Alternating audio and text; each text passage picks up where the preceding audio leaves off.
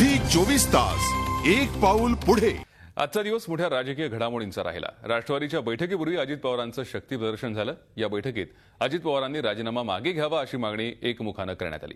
आता शुक्रवारी याबाबतचा अंतिम निर्णय शरद पवारांच्या उपस्थितीत होणार आहे। अजित पवार महाराष्ट्राच्या राजकारणातलं एक मोठं नाव, जे नेहमी झोतात असतात धडाडीच्या निर्णयांमुळे आणि परखड मतांमुळे।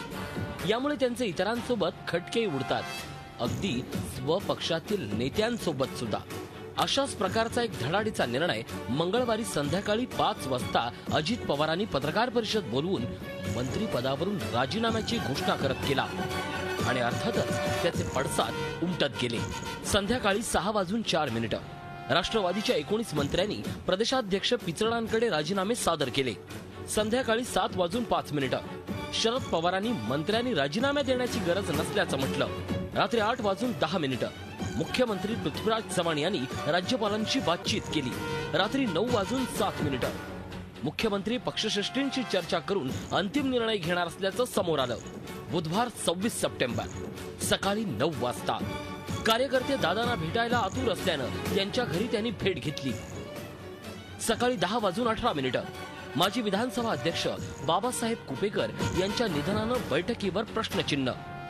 सकाळी 11:04 शरद पवार आल्यानंतरच शुक्रवारी अंतिम निर्णय होईल असं भुजबळांचं स्पष्टीकरण।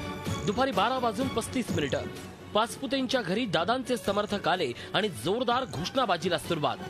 दुपारी 1:05 नवा उपमुख्यमंत्री नसेल असं प्रफुल्ल पटेल यांचं स्पष्टीकरण। दुपारी 1:55 अजित पवारांच्या समर्थकांचं जोरदार शक्ती प्रदर्शन। दुपारी 2:30 विधिमंडळ बैठकीत अजितदादांनी राजीनामा मागे घ्यावा असा विनंतीचा ठराव मंजूर।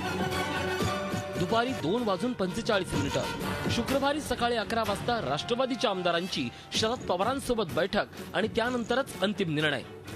संध्याकाळी 5:27 कुठल्याही परिस्थितीत पाठिंबा काढणार नाही, सरकारला धोका नसल्याचा शरद पवारांचा पुनरुच्चार। एकंदरीतच या सर्व राजकीय घडामोडींचा परिणाम महाराष्ट्राच्या राजकारणावर होणारच आहे। हे शक्ती प्रदर्शन म्हणायला गेलं तर जाहीर तसंच छुप राजकीय कुरघोडीचं अस्त्र म्हणावं लागेल आणि ही एका नव्या राजकीय पायंड्याची सुरुवात ठरू शकते। झी 24 ताससाठी ब्युरो रिपोर्ट। झी 24 तास एक पाऊल पुढे।